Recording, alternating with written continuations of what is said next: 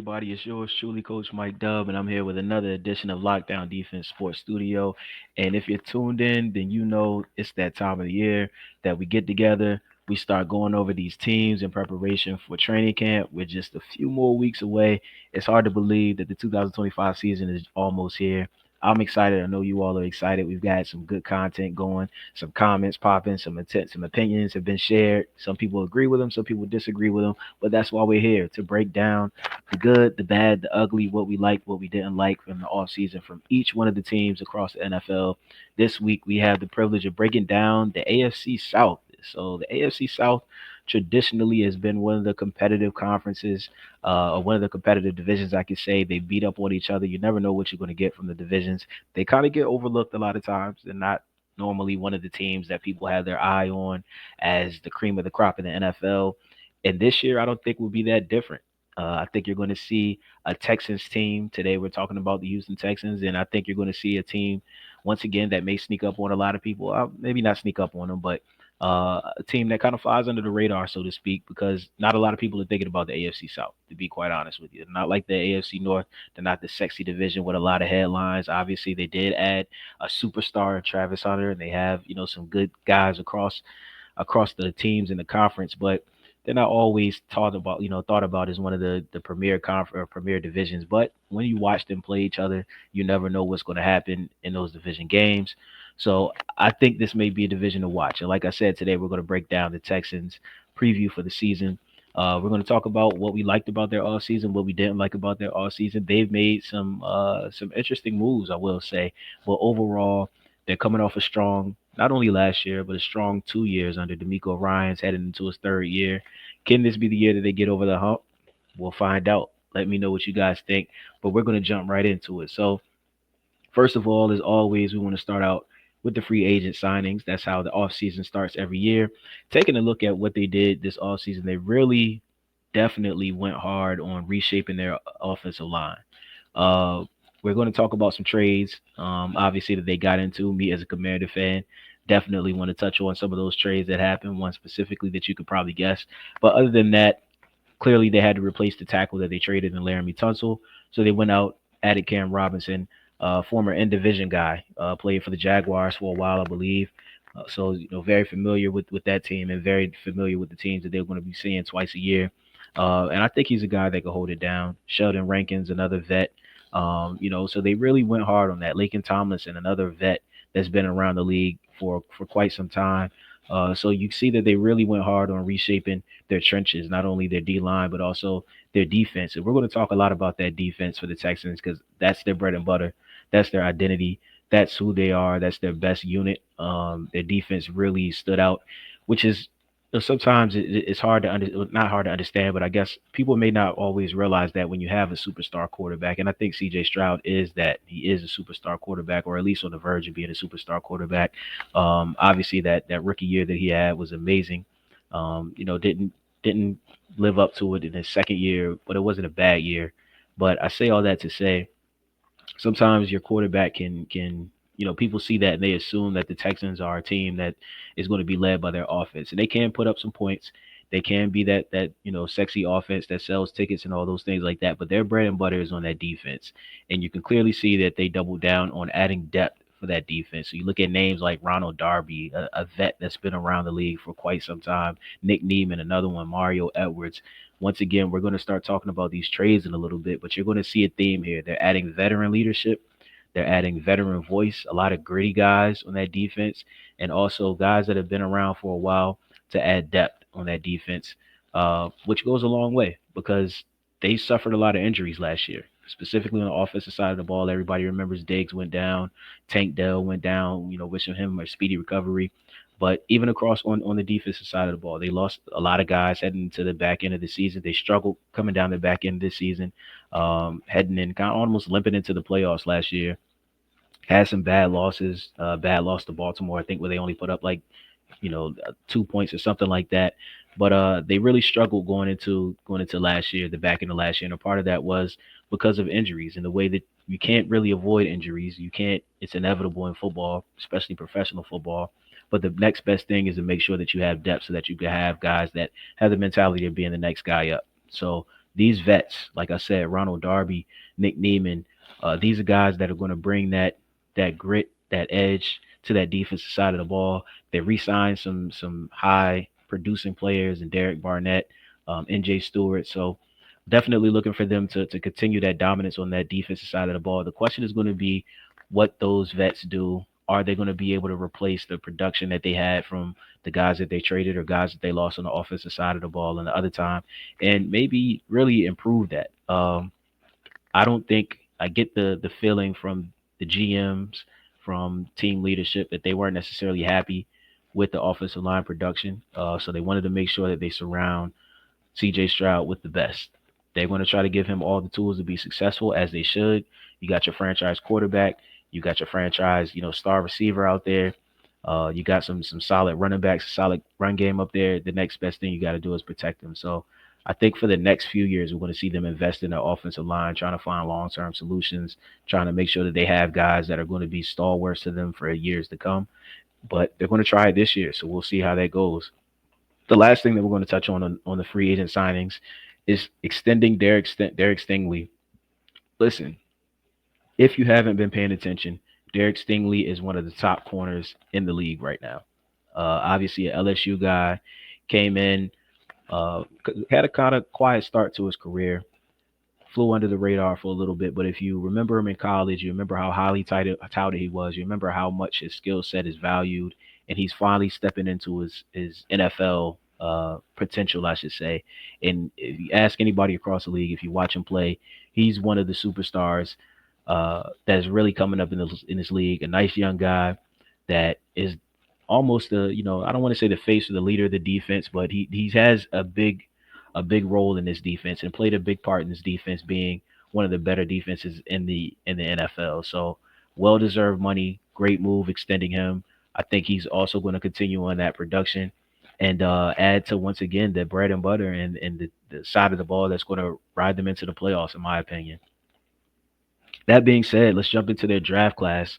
I really like their draft. Once again, they battle a lot of injuries on the offensive side of the ball with their receivers. So clearly, you have to replace that with depth. Diggs is gone to New England. Tank Dell looks like he won't be, back healthy for some time. Once again, wishing him a speedy recovery. Even Nico went down last year. So they went out, they added depth. Clearly, Iowa State, they like what they saw at their pro day and at their combine because they added two guys from the wide receiver room to Iowa State. Jaden Higgins, which I love, had an amazing combine, I should say. I was very high on him at receiver, and he's another tall, fast, super athletic guy. Matching him up with Nico, that's going to be hell for a lot of teams. So I love the fit there. Once again, we talked about how they were looking at offensive line. They really want to dive into making sure that they have some answers for the future with their offensive line. So hopefully they get that in their second round pick from Minnesota. And once again, I talked about the other wide receivers. They love the wide receiver room from Iowa State. So I like the fit. Also, even down to nabbing up Jalen Reed from Penn State in the sixth round. That's a great pick. Um, so I like how they did the draft. I like the fact that they went deep into their scouting. They used a lot of their picks. Not really wasn't into to trading and all those things like that this time around. And for a while, they've probably been stocking up on some of these picks. You see, they had two second rounders, didn't have a first round this year, but I think they made the most of it. Same thing with their third round pick. They made the most out of those picks that they've collected over the past few years. And one thing, this is kind of an anecdote, but I'll say this: I think that they were very intentional with their scouting. As you can see, that there are certain teams that they targeted. Two guys from Iowa State, two guys from USC. Clearly, I think they spent a lot of time on those campuses doing their research, finding these guys. When you're in a space like the Texans are in right now, I think it's important to do your due diligence in scouting, and they've been doing pretty well with that department, considering the fact that most of their defensive players were just homegrown. Guys that they drafted, they weren't top lottery picks or anything like that, but they've gotten great production and they've gotten great development from those guys. So shout out to the Texans scouting department. I think they nailed it again with this draft. I think they did a good job filling the holes that they need and extending that depth. And I think they definitely have some guys that have come in and contribute. Once again, Jaden Higgins is a guy. I love the fit. I love him next to Nico, opposite side of Nico, I should say. So looking forward to seeing how that goes. Now, I mentioned this before. The trade of the offseason for me as a Commander fan was definitely the Laramie Tunsil trade. But if you're a Texans fan, I'm not sure how you feel about it. They definitely saved some face signing Cam Robinson to replace him. So they got a veteran guy coming in. They have an answer at tackle, at least for this season. So it's not the worst thing in the world. But Laramie Tunsil, who's been a Pro Bowler, who's been a stalwart at that tackle spot, it's never easy losing him. You're never going to be able to replace him easily. But I think that they put themselves in a solid position, and especially bringing in some other guys to expand that depth on the offensive line. So I think they'll be fine as far as that goes. C.J. Gardner Johnson coming off of a Super Bowl win and then gets traded, turns around and gets traded. He's definitely a locker room guy. He's definitely a tone setter. His intensity, obviously, he likes to talk a little bit, so that's going to get their defense going. He's going to be a guy that's going to demand a lot from the defense. We talked about this earlier about them bringing in a lot of uh, veteran guys on that side of the ball. Maybe that's something that D'Amico Ryans and the defensive coordinator saw, is that they had all the talent in the world, but they were young, and they were a young defense. So that veteran presence, I think that's going to go a long way. Sometimes that's what you need to get them over the top, especially when you're playing teams like the Ravens, when you're playing teams like the Chiefs, which you're going to see in the playoffs. You're going to have to get past them. They played them well last year, but that veteran presence can be the thing to get him over the top, especially considering C.J. Gardner Johnson. Hey, he's beat them before, so he's not intimidated by the Chiefs. He's not intimidated by the Ravens. He's been around the league for quite some time. I think that it's important for him to come in and get those young guys on board as well. And then, of course, you brought in guys like Christian Kirk, another in division guy who came over from Jacksonville. He's been in the league for quite some time now, bouncing from team to team, but he's gotten good production when he's healthy. So, assuming that he can stay healthy, assuming that, the fall off isn't too crazy, I think that he could come in and be very productive for them, especially in the absence of Tank Dell in the meantime before he gets healthy. So, looking for Christian Kirk to come up big and, just give him some solid production. You don't have to be the guy there. Obviously, Nico is the guy. They got a second round pick as well, some other guys to get the ball to. But Christian Kirk is definitely one of those vets that could come in and play a big role for that team. And as far as coordinators goes, they got a new offensive coordinator.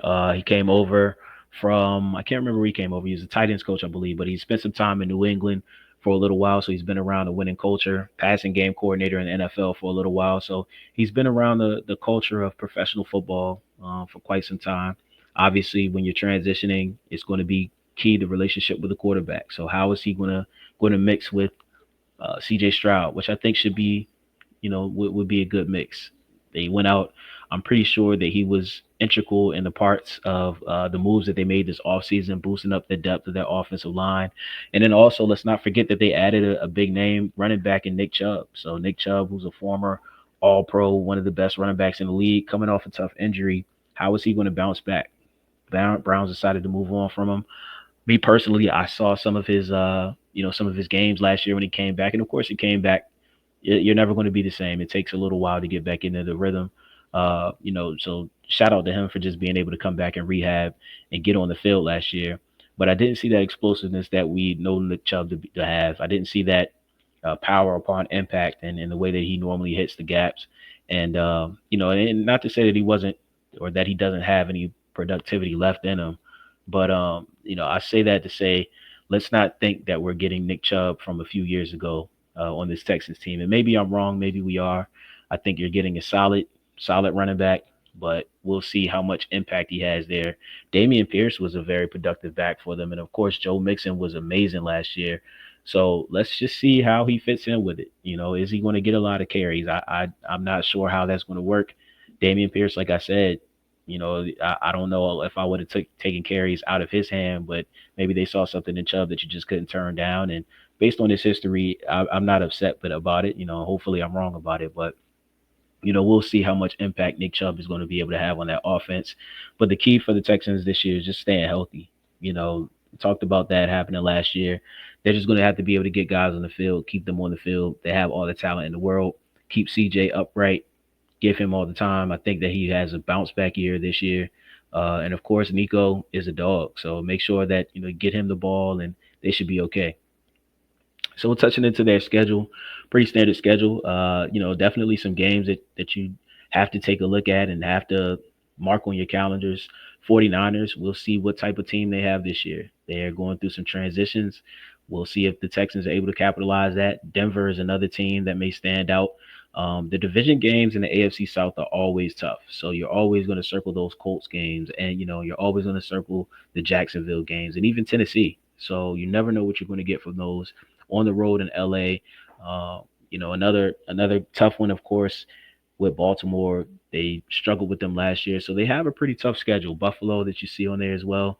It's not going to be an easy road for them, but I think they're prepared. I think that this is the third year in the regime, and I think that they know what they expect. So it's a tough schedule, but I do believe that they're cut out for it. I do believe that they win the division. I think that they are clearly the best team in the division, in my opinion, based on not only their success in the previous years, but the moves that they made this all season. Overall, I see them as an 11-win team, somewhere in that bracket. Division winners, like I mentioned before, maybe even a win or two in the playoffs. Depending on how healthy they are, depending on how the matchups shape out, and things like this. They're not that far away from being able to compete on the AFC Championship scale. Like I said, depending on the matchups, depending on how things go, the question is if they're going to be able to get over the hump. So overall, I give them a B plus for the offseason. I expect them to be an 11-win team. Let me know what you all think. Do you agree? Do you disagree? How are the Texans going to fare this year? Are you a fan of them? Are you skeptical? Let me know. I'm expecting a bounce back year for CJ Stroud and a great year for Houston. You guys let me know what you think.